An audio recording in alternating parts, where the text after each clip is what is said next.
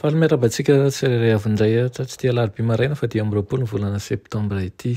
Misaotra an'Andriamanitra isika fa mbola meny tombonandro indray ahafahantsika miaona aminy sy ahafahantsika ihany koa mahazo ny heretra avy aminy.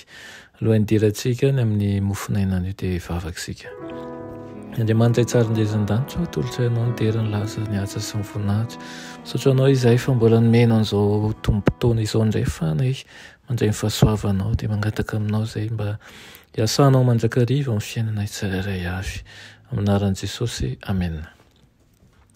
Lohatenin'ny mofonainantsika androany dia manao ireo tolona atao am-bavaka. Nalaina amin'ny Hebreo 10:12-20 manao hoe aoka isika nantona amin'ny fo marina sy amin'ny fahatokiana be avy amin'ny finoana. Amen.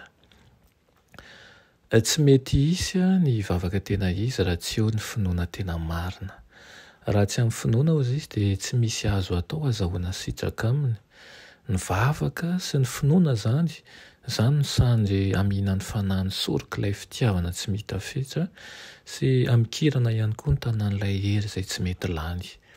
Hery miasa ny finoana. Ny finoana voaterako amin'ny Kristy dia aseho ny fivavahana sy ny fiderana. Fanahy mahavanana sy fampahirezana ho an'ny fanahory ny vavaka. Tokony ho tsapantsika ny tsy fahampiantsika. Tokony ho noana sy angetaeta ny fiainanao amin'ny Kristy sy amin'ny alalany tokoa isika. Amin'izay no anatoanantsika azy amin'ny fanetretena sy amin'ny fotoko dia omenantsika ny finoana izay miasa amin'ny fitiavana sy manadio ny fanahy. Nanolotra ny ainany sitrapo Kristy ary nanatanteraka ny sitrapon'Andriamanitra tamin'nympifaliana. Hoy ny Filipiana 4:2 manao hoe nanaiky hatramin'ny fahafatesana dia ilay fahafatesana tamin'ny hazo fijaliana. Eo anatrehan'ny zavatra rehetra nataony moa hoe tokony ho mafy loatra amintsika izany, ho mafy loha ihany koa tsika tsy handa azy.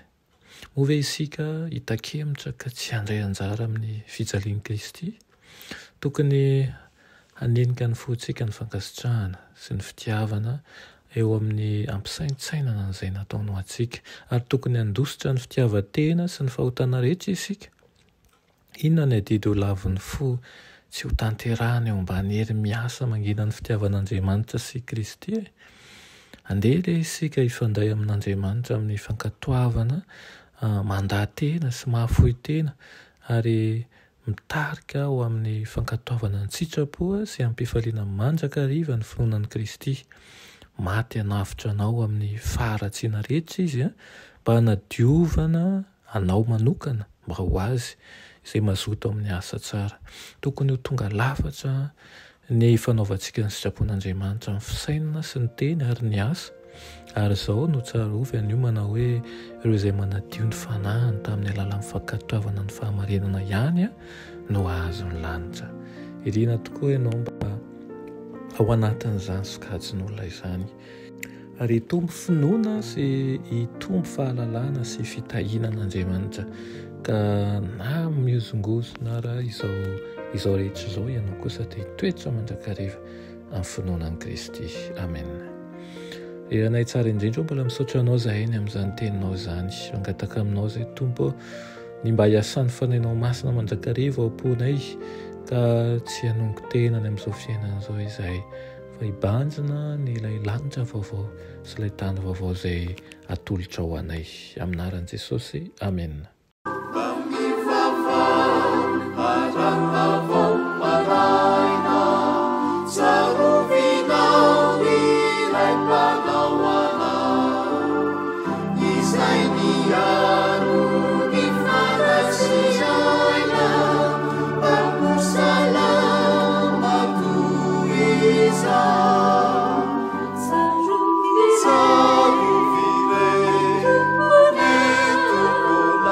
Savior.